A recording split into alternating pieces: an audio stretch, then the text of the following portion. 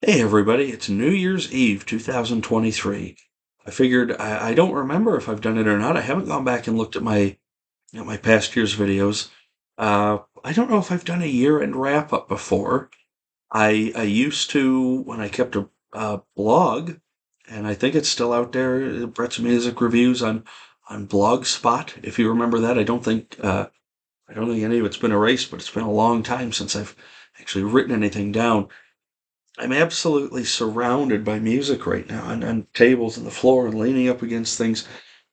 I got all this stuff together to talk about, and now I'm sitting here going, it's almost overwhelming. So behind me, right back there, that top shelf you've seen in previous videos was full. I took a count. I got 192 albums this year and 8 box sets, which, oh man, just due to life circumstance, I was able to afford far more music than I've ever purchased in a single year, especially price wise. And so I wanted to go over new albums. And this was sort of spurred by the group that, So You Want to Spin Vinyl on Facebook. I thought I had only purchased one new album this year. And so let me qualify that. One album by an artist currently still releasing music, of new music. I'm not talking archival releases. I don't count those as new releases. And I'm not counting reissues as new releases. I bought a ton of archival and reissue albums. Tons. I thought I had only bought one new album this year. Turns out I bought three.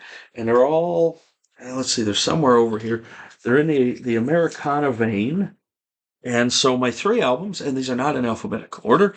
I bought Strays by Margot Price, that came out earlier this year. I bought the new Colter Wall album, Little Songs, which is great. I haven't listened to any of these enough because I've spent so much time. And Weather Vanes by Jason Isbell and the 400 Unit. And if I had to pick an album of the year, I would go with Jason Isbell.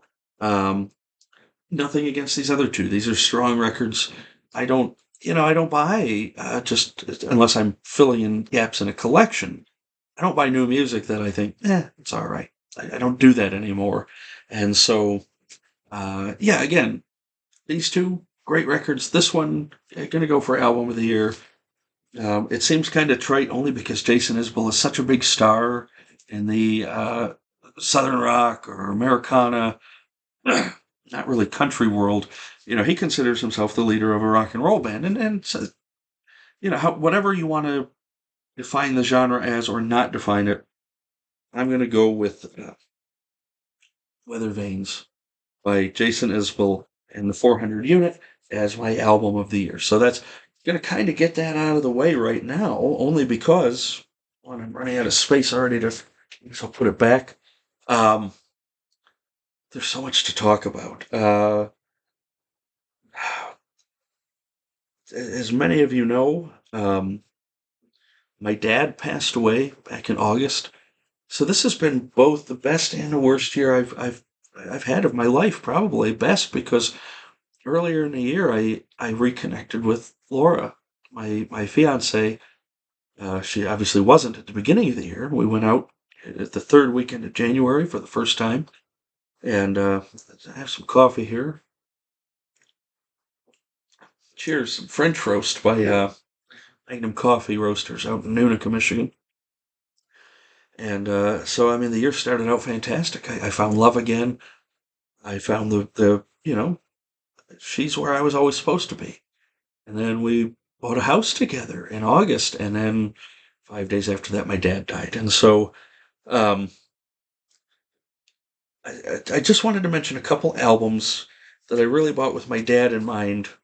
And this is sort of going out of order of where I was going to take things. So I'd like to talk about my favorite purchases that aren't reissues, re-releases, etc., etc. Just albums I bought just because I like them. And so, a couple Allman Brothers records. I managed to find the music on vinyl pressing of Where It All Begins, which is my favorite Allman Brothers record.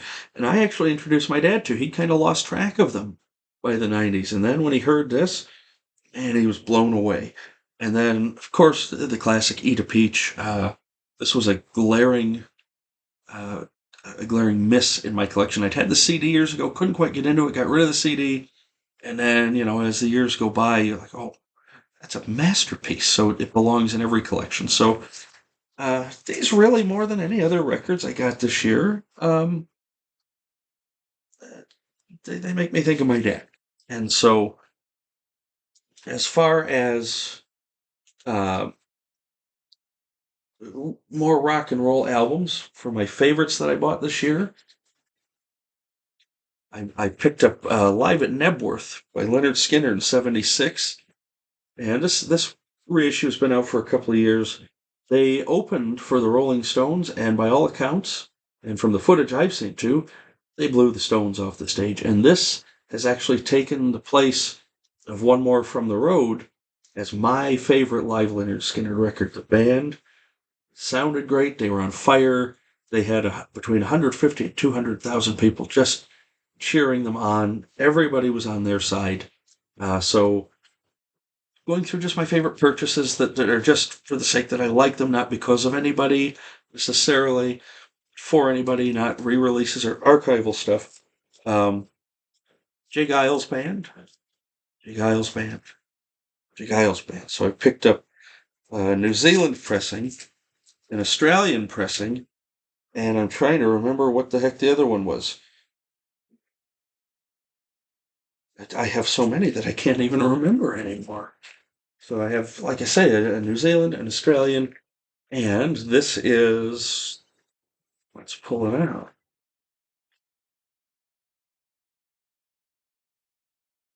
I feel not very professional right now. French pressing. So they're French, Australian, New Zealand pressings of J. Geils' Full House.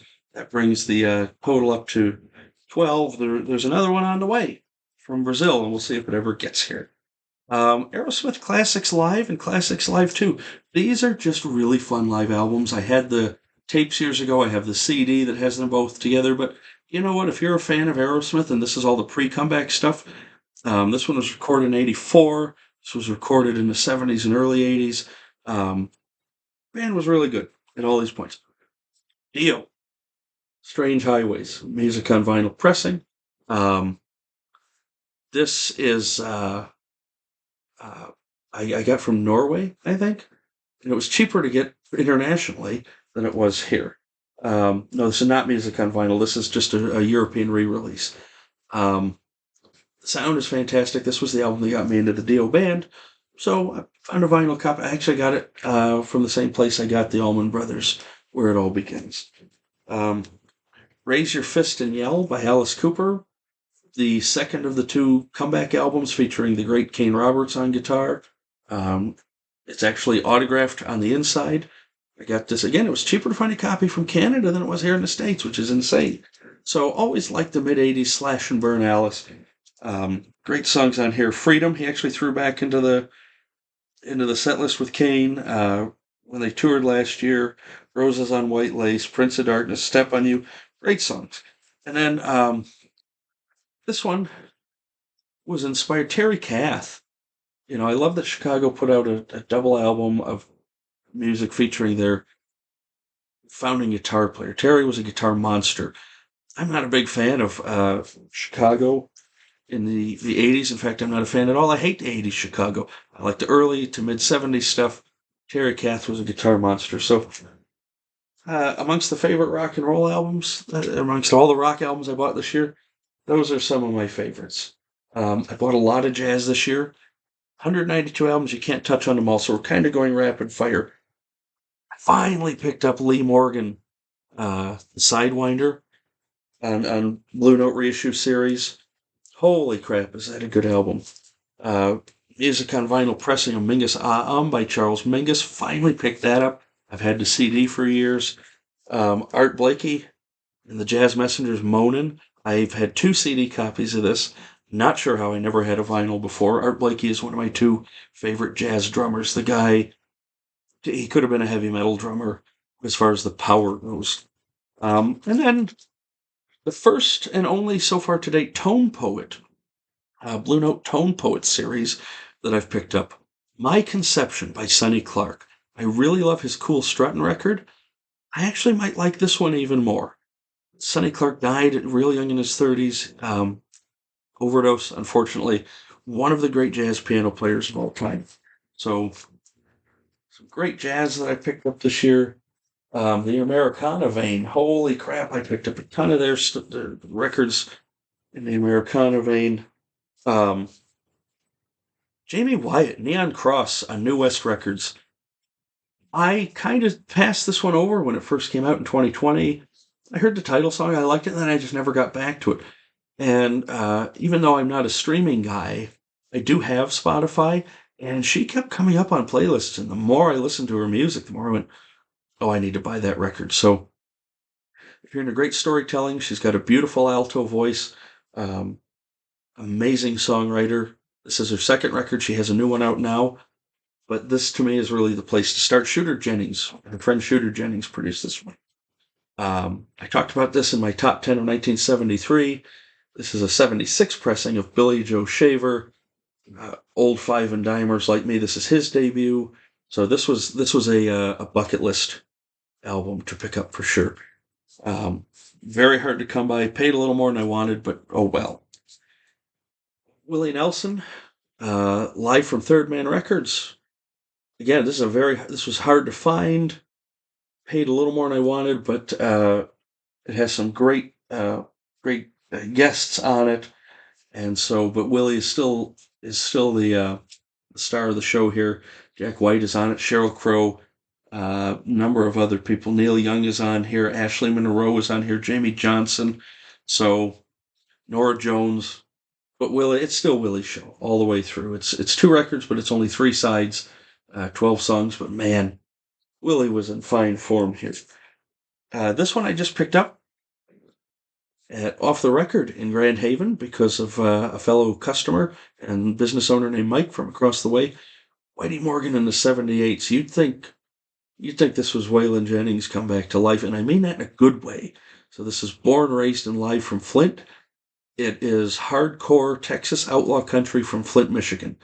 And being from Michigan, I completely understand. Flint's a tough town, and you got to be a mean SOB to make it there. And I don't know anything about Whitey Morgan's personality. I had heard his cover of a Townes Van Zandt song. That's all I knew. The guys at the record store said, man, if you like Waylon, you got to pick this up. And I did. Love it, love it, love it on Bloodshot Records. Then I had gotten one of his records a couple years ago, and I just got back into him this year. Chris Knight out of Kentucky. I can't say enough good about this. He's got a raspy voice, plays a hell of a guitar, writes fantastic songs in an adjust world. This guy would be a big star. The Jealous Kind was his sophomore album.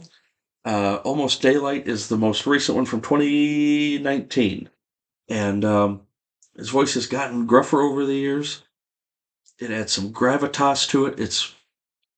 If you like great songwriting and stuff, pick up these Chris Knight records. This, Robert, I have it kind of under the Americana vein. I'm not sure where else to put it. Robert Hunter, Tales of the Great Rum Runners. The guy who wrote the lyrics with Jerry Garcia for The Dead and was a really good musician on his own. Most of the Dead members are on here. This is from the early 70s. I don't remember what year. I picked this up for $1. No, $2. And I'm not going to tell you from who, but he's a DJ in Grand Haven and has best taste in music on the radio in Grand Haven. That's all I'll say. And he runs a DJ service too, and he's going to be the DJ at our wedding. And so anyway, getting this Robert Hunter record, it's like a great early 70s Dead record is what it is with a different singer. First Aid Kit. These girls from Northern Europe, from Sweden, these sisters, harmonies on here are amazing. This Ruins, This is, I heard them doing a song in tribute to Emmylou Harris. It was how I got into them. And finally picked up one of their albums. It's haunting. It's beautiful. It very much has like a Nordic noir feel to it. And I cannot say enough good about First Aid Kit the band, and I'm looking forward to delving further into their music. Towns. Yeah, this was another bucket list one, Live and Obscure. I found it for a decent price, finally online, recorded in 1985 in Nashville. This was a bucket list record for sure, uh, or a Holy Grail record. Towns was at his vocal peak here. The playing was phenomenal. Dollar Bill Blues, Many a Fine Lady, Nothing, Pueblo Waltz, Talking Thunderbird Blues, Rex's Blues, White Freightliner Blues, Loretta, Snake Mountain Blues, Waiting Around to Die, Tecumseh Valley, Pancho and Lefty, and You Are Not Needed Now. Everything great about a Townes Van Zandt record. And then finally, my friend Rob, who I've mentioned before, who I just stole a bunch of his words in my last video, Blackie and the Rodeo Kings, South. They're an Americana band out of Canada. And I don't have a whole lot to say about them other than great roots rock kind of music. So there you go. So there were so many. I talked about this as far as and real quick, Guy Clark, South Coast of Texas, and Better Days. I picked up. I found online somebody who had all three of these. This completes my Guy Clark studio records collection. So that's not a whole lot to say about the songwriting master. Just this was cool to get. This was cool to finally complete my collection of Guy Clark studio albums. I picked up. So we're going to kind of go backwards. Blues is kind of the other one where I picked up a bunch of stuff just cause. Muddy Waters, Fathers and Sons, in a period where he was making a bunch of weird music. This was a Back to Roots. Muddy the Lost Tapes, one of my favorite live albums of all time. Carrie Bell's Blues Harp, his debut record on Delmark Recordings. Great live James Cotton album featuring most of the 70s Muddy Waters band, doing mostly Muddy songs. Cotton's voice was just, his voice and his harp were bigger than life here. This one was really cool. This is an English pressing of my favorite John Lee Hooker record, live at the Cafe A Go-Go, where he actually had Muddy Waters and his band backing him here. If you haven't heard I'm Bad Like Jesse James off this, you haven't heard great blues, I'm telling you. Pick this up at Stick It In Your Ear Records in Springfield, Missouri. Some live J.B. Hutto that I didn't even know existed, with Hound Dog Taylor's band. Killer stuff. Luther Guitar Jr. Johnson from Muddy's 70s band. I've had the CD of this. I've been looking for the vinyl for years. And to somebody named Mike, it was autographed years ago. A couple of Mississippi Fred McDowell records, because of all the great acoustic blues masters, he was my favorite. And live Beware the Hound, speaking of Hound Dog Taylor and the House Rockers. So, man, again, those are just my highlights of the blues. There's more up there. And it kind of leads the way into talking about reissues. And there were so many archival releases. We'll talk about the archival releases. Real quickly, these are my favorites of the year, and I bring that up because Muddy Waters at the Hollywood Blues Summit. This was an previously unreleased concert, finally put out on vinyl. My band Motorhead put out an archival release live at Montreux Jazz in 2007. This was the band firing on all cylinders. I saw them the next year after this. They opened oddly with Snaggletooth. They closed with Overkill, and it's just, it's a bit over an hour more of just fantastic. We are Motorhead. We play rock and roll. There's not much more you can say about that. And then Elvis Live 72, there was a big CD box set came out. This is the 2 LP, sort of collects the best of the best. And man, he released live at Madison Square Garden 72 It was only released like 9 days after he recorded it, and the sound was never that great on it, etc., etc. This really makes up for it. If you want to hear Elvis in the early 70s, this is so much better of a place to go. Um, so there's the archival releases. Um, there were a bunch of reissues, tons, tons, tons of reissues this year. Here's a bunch of my favorites. Neil Young, Time Fades Away, the 50th anniversary. It has Last Trip to Tulsa on here as a bonus track. I bought a bunch of Uncle Neil this year. This is from his early 70s period, 1973. The sound on this reissue is great. Albert King, Born Under a Bad Sign. I'd been looking for a really good pressing of this for a long time. Came out on the Speaker's Corner reissue label. If you've never heard of that, do yourself a favor. I would put these up against MoFi recordings and be very happy. And the cost is roughly $40 an album, which is a whole lot cheaper than most of the MoFi stuff.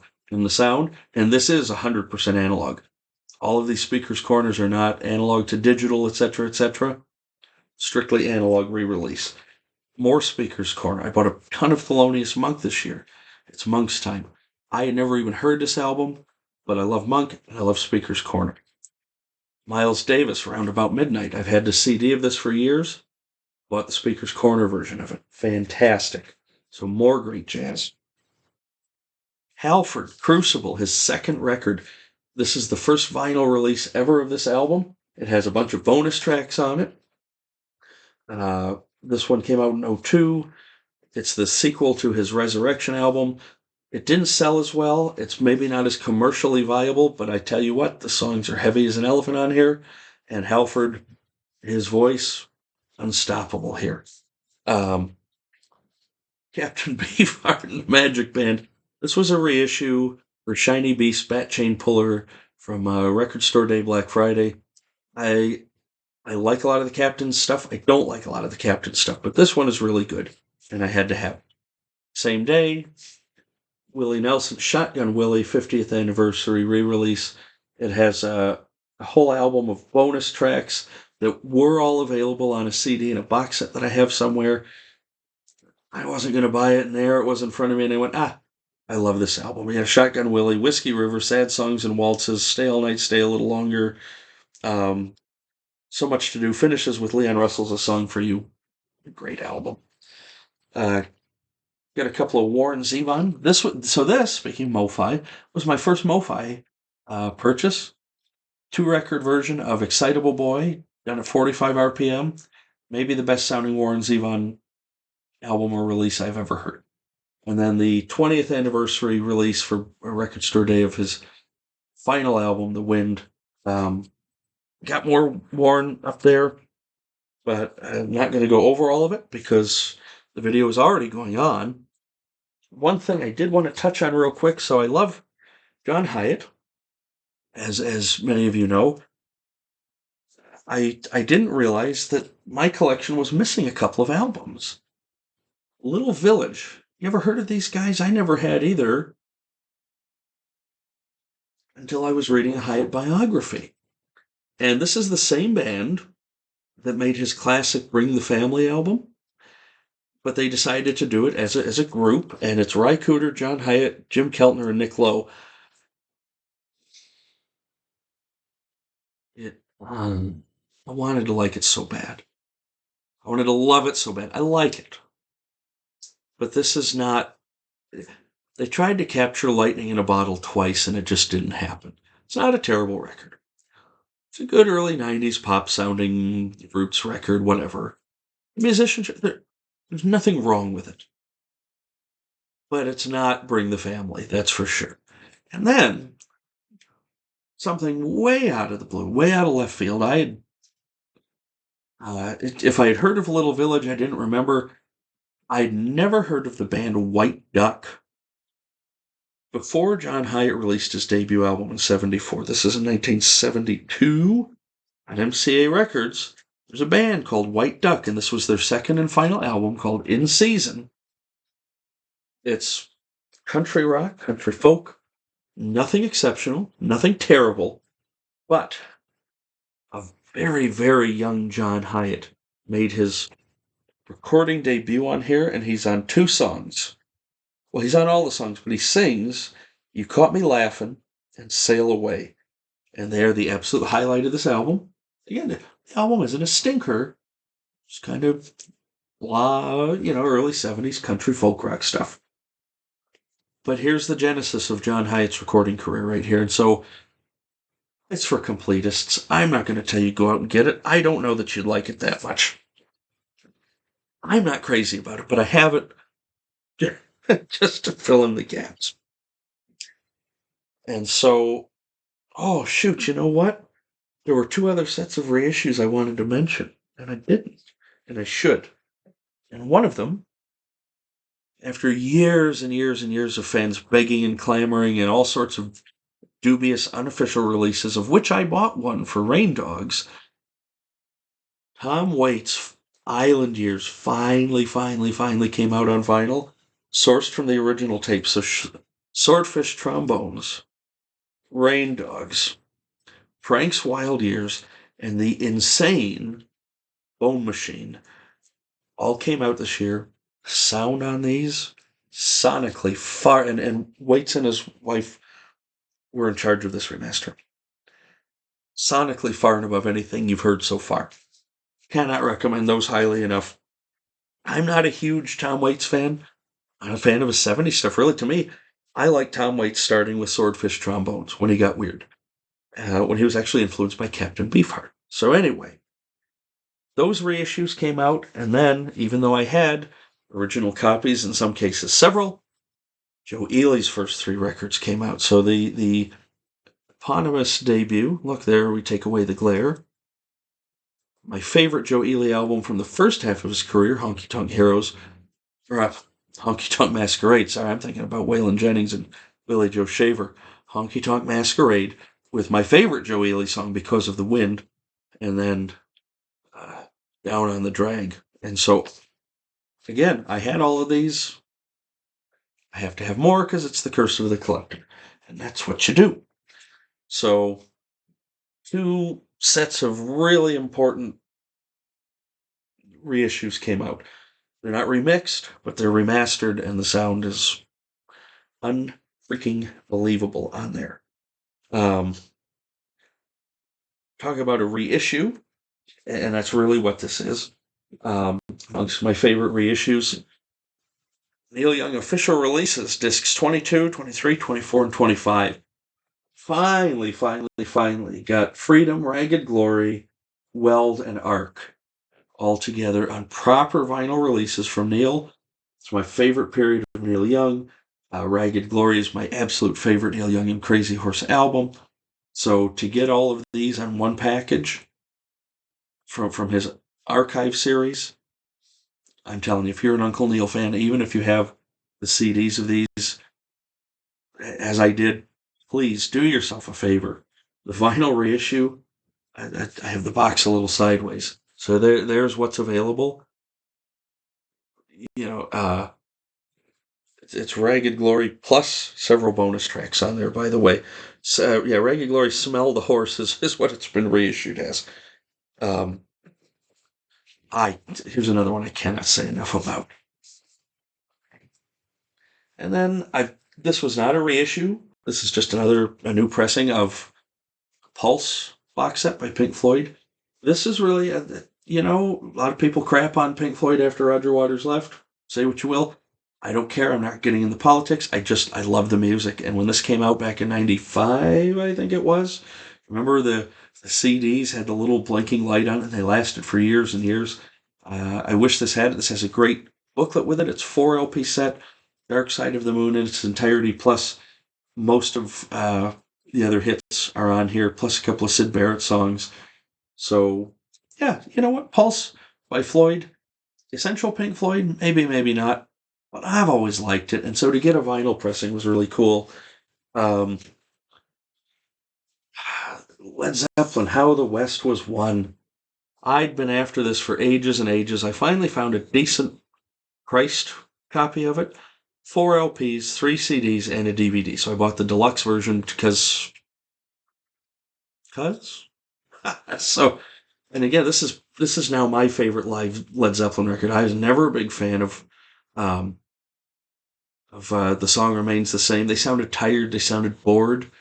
This, they're on fire. Live in LA in '72. So, and again, if all you get is the CD, don't stream it. Buy a physical copy of it. Listen to this, How the West Was Won. Jimmy Page did all the remastering on that. Um, Reissues. I just did a video about this, so I'm not going to talk a whole lot about it. Black Sabbath at the time were trying to get together a live album, and so was Ozzy of doing Black Sabbath songs. I talked about both of these. I bought this CD this year, bought maybe 15 or 20 CDs, and I don't remember what I bought. I didn't keep track of them for the first year ever.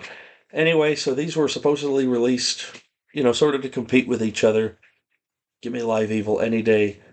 Give me the unedited, untouched up soundboard recordings of Speak of the Devil over the studio doctored fake vocals any day also. So, I'm not going into a whole lot of that. The coup de grace, really, for my box set collecting this year. John Hiatt, who I just talked about. Only the Song Survives. This has been out of print since it was released, I think, in 2020. Look at this carrying case. I did a brief unboxing video of this earlier this year.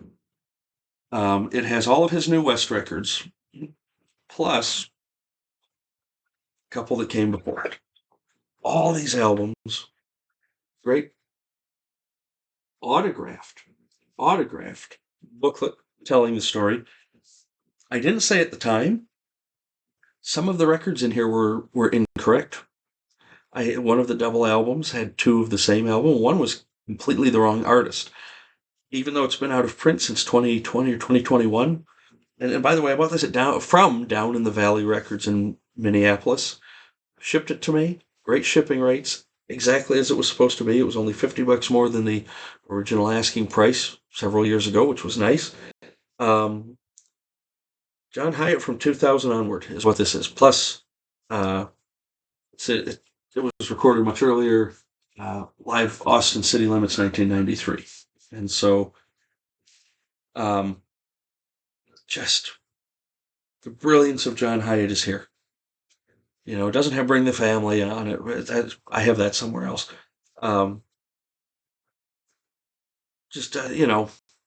Mostly killer and very, very little filler. There's a couple I'm not crazy about, a couple songs, but overall, this was the big coup de grace as far as collecting as compared to anything else.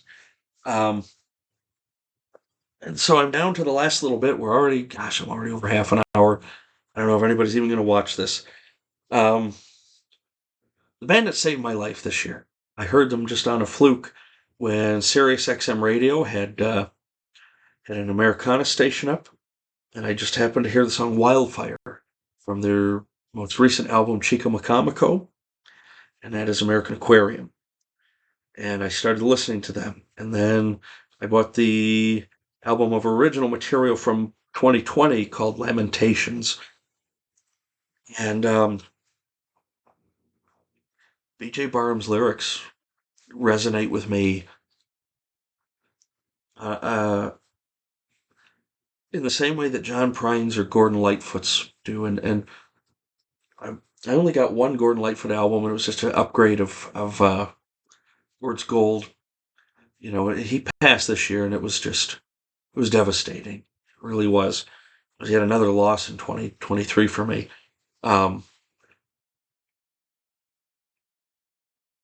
But B.J. Barham's lyrics are so down to earth and so real life that I've gone out of my way.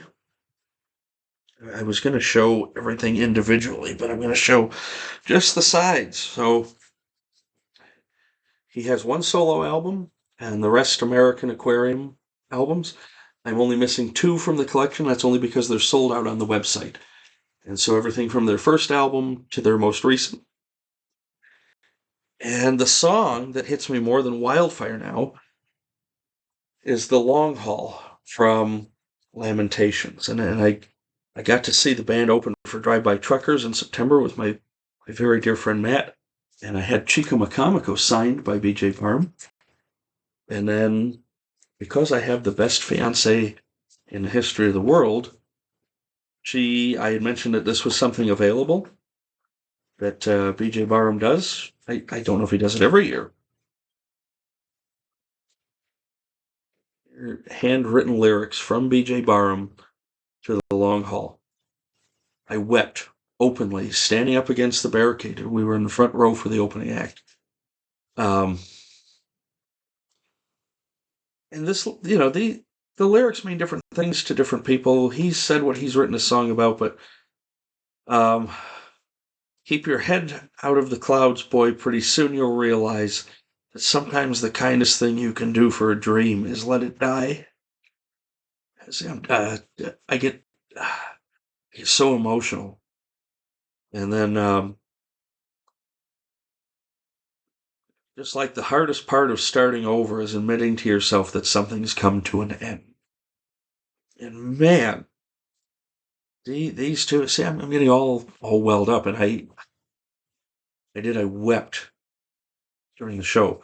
And, but anyway, this is the nicest, the glare is too bad. There you go.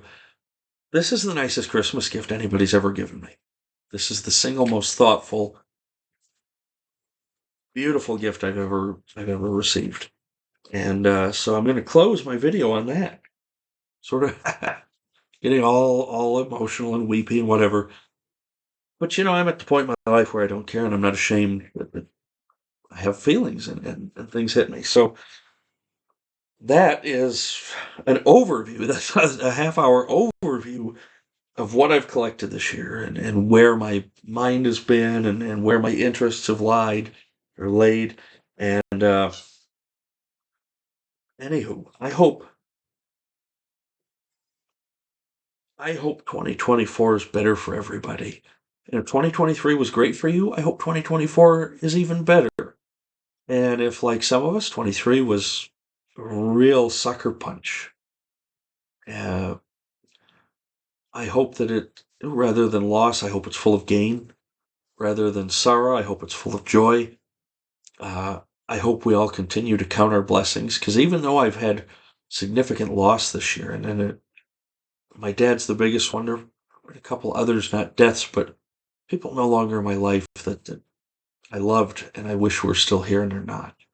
Um, Music is a big part of getting me through that, and you guys are a big part. And so I hope everybody, I don't have any alcohol in here, it's just coffee, but cheers to the year that's passed, and cheers to the year to come. So let me know what your collecting was like this year. Let me know what you guys were interested in. Who did you collect the most of? Who did you maybe not? Who did you want to collect more of and didn't? Whatever. Leave it in the comments below. Be sure to hit the like button. Thank you guys so much. This is a very long video, maybe the longest I've ever done. Thank you for your kind attention. Happy New Year when it comes.